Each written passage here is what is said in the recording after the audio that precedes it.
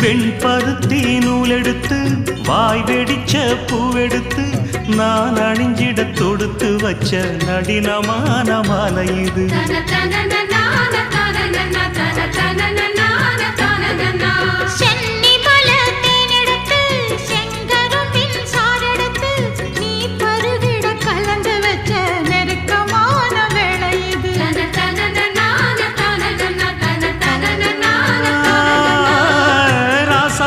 உடம்பிருக்கும் ரவிக்க துணி நானாக அன்னாடம் சூடி கொள்ள ஆசை வச்சாகாதா.